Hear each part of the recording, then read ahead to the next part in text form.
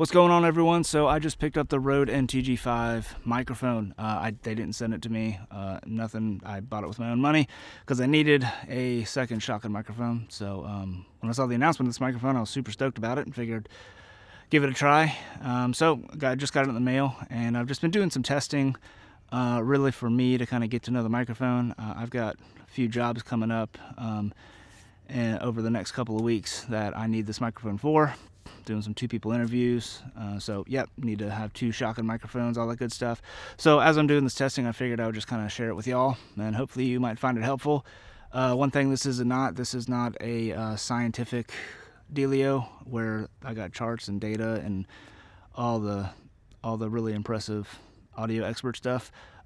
We all know where to go to find that. Curtis Judd. I'm sure he'll have a review on this microphone here soon, but this is just kind of my thoughts, my first impressions, and then just some of the tests with this microphone. So there's a ton of mosquitoes right here, so we're gonna go up to the studio and we're gonna finish out this kind of first impressions, tests, whatever we'll call it, of this microphone.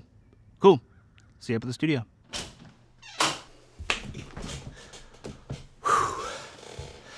What's going on, y'all? My name's Tyler Edwards. I'm a filmmaker based out of Charleston, South Carolina, and today we're going to talk about the Rode NTG5 microphone. So as I said in the intro, I just picked this microphone up because I needed another shotgun microphone because just some jobs coming up kind of demands 2 shotgun microphones, and currently I have the Sennheiser MKE 600, and that's why all the comparisons in this video are compared to this microphone, mainly because I wanted to see how this microphone differs from the MKE 600, just because I'm used to this microphone. I kind of know what to expect from it, and I really wanted to kind of see how the NTG5 responds to similar situations. So what I want to talk about mostly in this video really is just my first impressions of this microphone, and then just kind of throw in those tests as well, might as well, since I did them. So so without further ado, let's just go ahead and get into the first impression. So my first impression of this microphone is the value. For $500, at least that's what I paid for it at the time of recording this. You get the kit, Rode NTG5 location recording kit, and the reason why I say value is because for the money, you don't just get the microphone itself. You get the shock mount, the little boom holder, and XLR cable, and all that kind of stuff. Plus, you get the little foam windscreen. Then you get the actual dead cat windscreen as well. The second thing is the build quality of the microphone. It is built very, very well. Obviously, with the RF bias technology and all that kind of stuff in it, it's more resistant to adverse weather conditions like dust and humidity and all that kind of stuff as more than the MKE 600. So we're kind of getting into the territory of like the NTG3 and the Sennheiser MKE 416 with that RF bias technology with regards to kind of that resistance against those more adverse conditions. More on the build quality, it's also a very lightweight microphone in the sense of actual weight.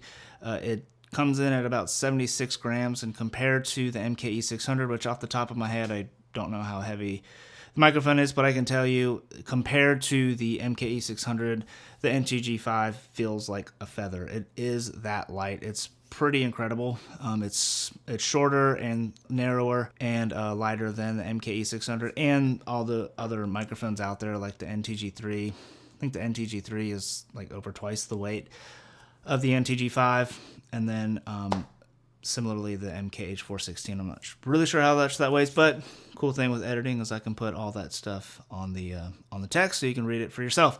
Moving on to the next thing is audio quality, and that's probably the most important thing when you considering a microphone. If it sounds awful, then you're probably not going to want to get it. Now, for this video, I haven't done any kind of editing this far, just because I wanted you to hear how this mic sounds just plugged right into the Canon C200. But yeah, off the bat, the bass response, it definitely does pick up more lows and than the MKE 600, but that's not necessarily a bad thing because they don't sound unnatural or boomy or anything like that. In my opinion, they sound very natural, but the good thing is you can always cut those out in post, and it's really not that hard to do. So it's nice that the lows are there as opposed to the MKE 600. They're really not, and the MKE 600 kind of sounds more thin and anemic compared to the NTG5. When you EQ both of them out, they actually sound very good and they can cut really well together, which I'm really excited because when you have different microphones, cutting them between each other can sometimes be really challenging. But when you EQ out both these microphones, I think they sound pretty good and pretty similar. Where the NTG5 does come ahead is in the self noise at 10 dBA compared to the MKE 600 is at 15 dBA and then 16 dBA if you're using battery power to power the microphone. And the other thing I'll notice is the NTG5 seems to run hotter than the MKE 600 in the sense that if I have the audio levels on the camera at the same level, so on like the second notch or 20% or whatever you want to call it, the NTG5 is noticeably louder on the VU meters. So what that is good for also is it means you don't have to push the preamps as much on the when using the NTG5. So that really helps by keeping the audio much cleaner. Now on cameras like the Blackmagic Pocket Cinema camera 4K and 6K where the preamps might not be as strong as like on a C200 or on like a sound devices or something like that, being able to have the extra kind of juice out of the NTG5 means that you don't have to push the preamps as much on the pocket camera to be able to get cleaner audio. So I'm really excited to actually use this microphone with the pocket camera as well. I'm pointing over there because it's right over there. So those are my overall first thoughts of the microphone itself. With regards to positive thoughts, I did have one negative first impression of the microphone, and that has to deal with quality control. When I unboxed the microphone for the first time, I noticed there are quite a few scuffs on the microphone, and for being a brand new product, you shouldn't expect to see any of that on any new product. I'm not all impressed with that, but I am impressed with Rode's customer service because I did reach out to them right when I unboxed it, and they replied almost immediately and offered to send a replacement through RMA and all that kind of stuff. And yeah, so their customer service is awesome, and so I'm not losing faith in Rode because they definitely stand behind their products, obviously. So really awesome there, but it is kind of a bummer that it didn't look brand spanking new out of the box. Honestly, the microphone sounds good. It's doing its job with regards to audio, so I'm probably not even going to send it back in because this thing is probably going to get nice and scuffed up in the next couple of weeks anyways. So anyways, that's enough rambling on. I figure now we can just kind of show the tests that I did for this microphone. Yep. Anyways, if you don't want to listen to it and you want to answer a question, why don't you let me know in the comments below. Go ahead and tell me what your favorite microphone of all time is for filmmaking. Leave it down in the comments below. Thank you so much for watching. I appreciate it. And as always, I hope to see you in the next time. So now let's jump into the test. Peace.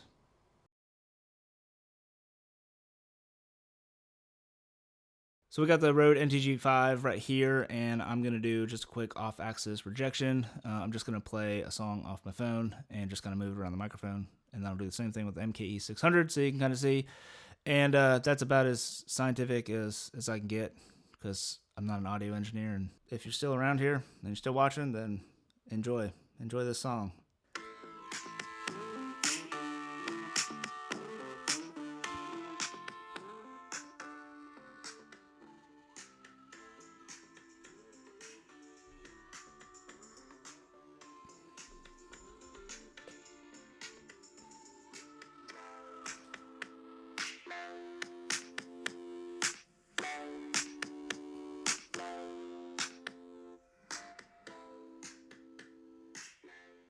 And here is the MKE 600.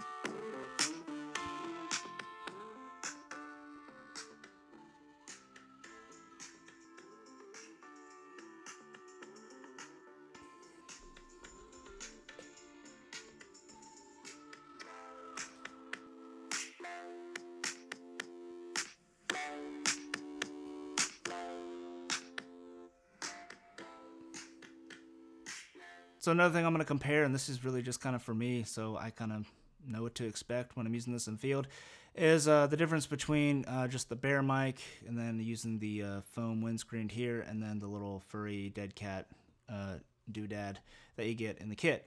So I'm just going to read more from the Rode website on the microphone, and then do the same thing with these windshields here, so we can kind of get a comparison. So here we go. Revolutionary acoustic design. The NTG5's body design has been completely overhauled with circular acoustic ports, replacing the linear slots found in other shotgun mics. Now with the foam windscreen. Revolutionary acoustic design. The NTG5's body design has been completely overhauled with circular acoustic ports, replacing the linear slots found in other shotgun mics. And now here's with the dead cat windshield on it. Revolutionary acoustic design. The NTG5's body design has been completely overhauled with circular acoustic ports, replacing the linear slots found in other shotgun mics. Okay, so here we are outdoors. There's not really much noise or wind going on, so I ran a load of laundry and my dryer's going off about 45 degrees from me behind these mics, so we'll be able to see if these microphones pick up any of the noise behind them. There's some ambience here, birds chirping and stuff like that. So yeah, so I'm just gonna go ahead and read from the Rode website about this microphone again, and I'm about probably 1.5 feet from these microphones, so pretty close, so should sound pretty good here. But here we go. The perfect location recording mic. With a tightly controlled frequency response, low self-noise, highly directional, supercardioid polar pattern, and smooth off-axis response, the NTG5 sounds spectacular in a wide variety of application, while RF bias technology and conformal coding ensure superior performance in harsh environmental conditions. Okay, now I've moved away about 4.5, 5 feet away from the microphones. I kept the same levels on the microphones, so you can get an idea of how these microphones deal in distances. Obviously, they're both going to sound really good when you're pretty close to the microphones, but the further away you get from the microphones really starts showing the weaknesses or strengths of any particular microphone. So right now you can hear the NTG5. I'm outside, birds chirping, all that good stuff. And now you can hear the MKE 600. Outside, birds chirping, all that good stuff. And I figured while I'm out here, I got the NTG5 right here. I figured since it's got the RF bias technology, hopefully that should help against Wi-Fi and cellular. So I've got the Wi-Fi and Bluetooth on my phone turned on. So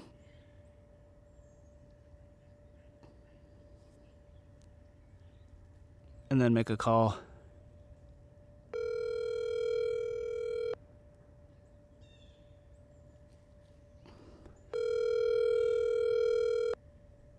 And here's a scenario where you may need to boom over out of frame but still have a wide shot. I have the NTG5 on a boom about arm's length away from my mouth, and so this is kind of what you could expect audio wise. It's pointing right to my chest. And this is the idea of what you can get how it will sound being this far away from the talent. Okay, and then here we are. This is with the NTG5 on the shock mount on the Canon C200. And then I have the MKE 600 on a stand just to the left of it, so same general location. And this is kind of how it would sound about arm's length away from the C200 right now, all the way out at 18 millimeters, so pretty close to the camera. So this is how the both of the microphones would sound. Got the NTG5 on right here. You can kind of tell, get the idea of how this sounds, and then I'll switch over to the MKE 600, and that's obviously what you're hearing now. That's how this sounds, and you can kind of get an idea of proximity and all that kind of stuff.